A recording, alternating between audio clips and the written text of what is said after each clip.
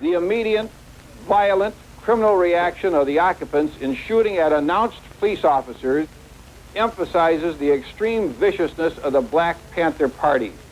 Sergeant Gross described the parade as 15 minutes of hell and a miracle.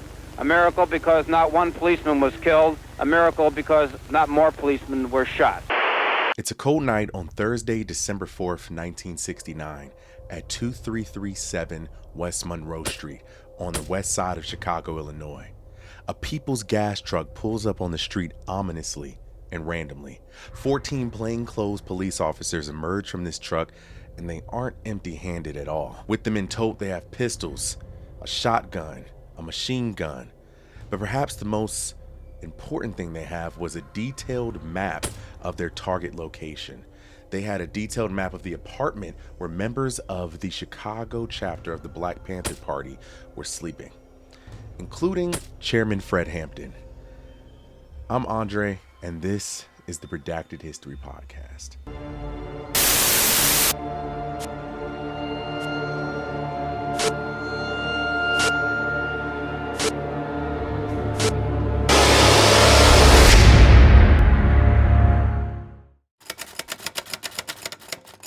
If you spend enough time on the internet and social media, you'll see talks about immortal black figures who were assassinated or died too early. And if you pay attention close enough, some people will say that a lot of these figures predict their death, or they know that death is on the way. If you look at interviews and excerpts from things that Martin Luther King Jr. said, Tupac Shakur, Malcolm X, among others, and the same could be said for Chairman Fred Hampton. 2 weeks before he was killed in November of 1969, Fred Hampton gave a speech at a Baptist church in Chicago to a thunderous crowd. He was quoted saying, "The next time you see me, I may be in a collar and tie." Fred was not known to dress up in formal wear, so it was understood that he was alluding to his own funeral. Fred Hampton's parents found out that their son was dead through the radio. A reporter from WBBM All News Radio reported in the early hours of December 4th, 1969, that the Black Panther Party chairman Fred Hampton and another Black Panther were killed in a police raid at 4:30 in the morning. The police were reporting that it was a shootout and that the Black Panthers shot first and that they were just defending themselves. Now keep in mind, the word shootout is very pertinent here, and it was used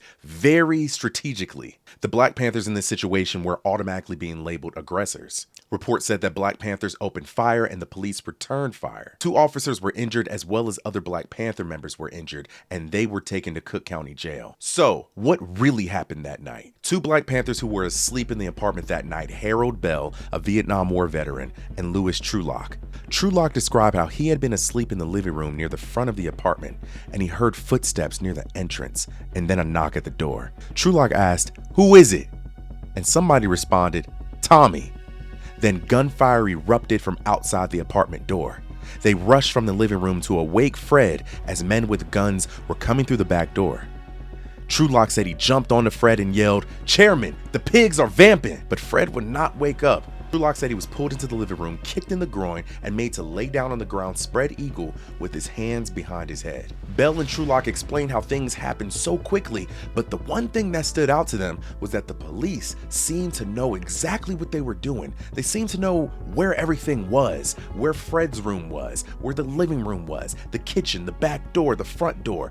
It just all was so much of a coincidence. They said that the police did what they did so quickly that the Panthers didn't even have time to grab their weapons, including Mark Clark. Mark Clark was an 18-year-old Black Panther member who was asleep in the living room near the front door. When the police kicked the door in, Mark tried to grab his shotgun and was immediately shot through the heart and killed instantly. While all this was happening, Fred had still not woken up through all the commotion. He was laying next to his 8-month pregnant fiancée, Deborah, who was also trying to wake him up through all the commotion, but he wouldn't wake up. How could someone sleep through an entire police raid? When it was all said and done, the Black Panthers who were present were made to stand in the kitchen and face the wall. The police then went into Fred's room and shot and killed him execution style.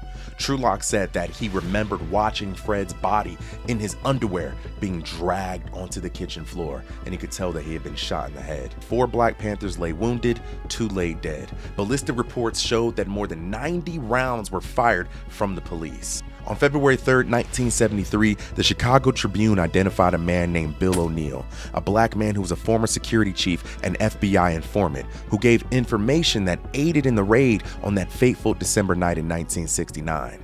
Bill O'Neill had supplied the FBI with a detailed diagram which the police used in the raid, and it was also suspected that he aided in the drugging of Fred, which is why Fred was semi-conscious to unconscious during the whole raid. When the Chicago Black Panther Party opened its doors in November of 1968, they immediately became a target of the COINTELPRO program. Bill O'Neill was made to infiltrate the group.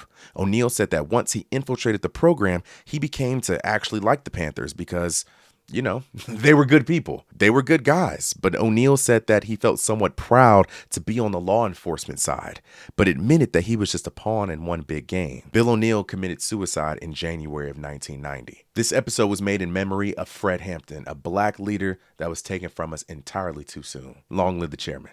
Until next time.